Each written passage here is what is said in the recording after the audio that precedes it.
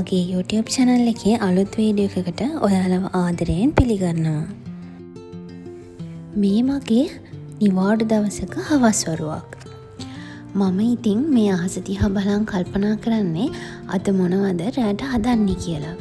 මොකද අද නිවාඩු දවසක් නිසා මගේ මල්ලිත් අද ගෙදර ඉන්නවා. අද ඉතින් හැමෝගෙම වැඩි කැමැත්ත තිබුණේ අපි කවුරුත් කන්න කැමති කොත්තු කන්න තමයි. අපි කොත්තු වගේ කෑම නම් කඩේන් ගේනවා ගොඩාක් අඩුයි. අපි try කරන්නේ කොහොම හරි ගෙදරම හදාගන්න. මොකද එතකොට අපි දන්නවනේ කෑමේ පිරිසිදු බව. මම දැන් හදන්නේ රසම රස chicken curry එකක් හදාගන්න.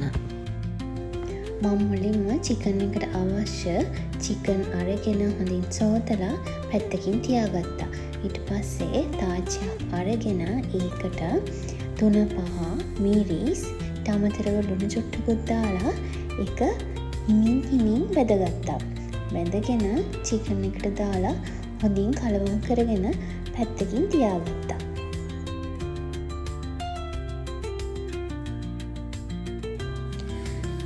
මම වෙනදට නම් ලුණු, අවමිරිස්, සුදු ලුණු ඔය ඔක්කොම කපලා තමයි ගන්නෙ. අද මට හිතුණා වෙනසකටත් එක්ක මේ ඔක්කොම දාලා හොඳින් කොටා ගන්න.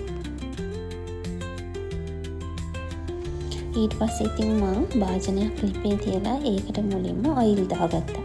දාගෙන ඔයිල් ටිකක් රත් වෙනකොට ඒකට කරාබු නැටි, ඒ වගේම කුරුඳු පොත්තක්, එනසාල්, ඒ වගේම උළුහල් චුට්ටක් දාලා ඒකත් හොඳින් බැදගත්තා.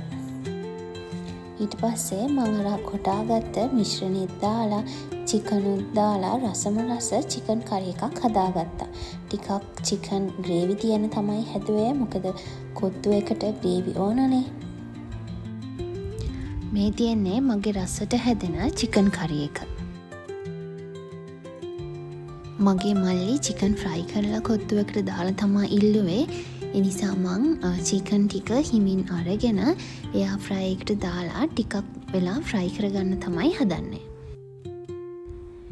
අපි පරාට ගෙදර හැදුවේ නම් නෑ, සුපර් මාකට් එකෙන් කොත්තු පැකට් එකක් තමයි අරගෙන ආවේ. ඊට අමතරව ඉතින් එළවලු වලට මාළු මිරිස්, කැරට්, ලීක්ස්, ගෝව ඔක්කොමත් කපලා ඒකට අමතරව ලෝණු, සුදු ලෝණු, අවමිරිස්, තක්කාලිත් කපාගෙන අර බැදගත්ත චිකන් ටිකත් ලෑස්ති කරලා පැත්තකින් තියාගත්තා. ඊට අමතරව බිත්තර 3කොත් ලෑස්ති කරගත්තා. දැන් ඉතින් වාජනයක් ලිපේ තියලා කොත්තු එක හදාගන්න තමයි හදන්නේ. ඔයාලා ඉතින් බලන්නකෝ මං කොහොමද කොත්තු එක හදාගන්නේ කියලා. ඔයාලත් කඩෙන්නම් කොත්තු කන්නේ ගෙදර හදන්න try එකක් දීලා බලන්නකෝ. මං හදපු කොත්තුව නම් හරිම රසට තිබුණා.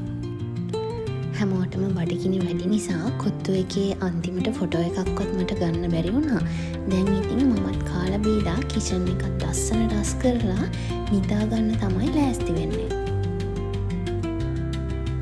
එහෙනම් මම ගිහිල්ලා එන්නම්.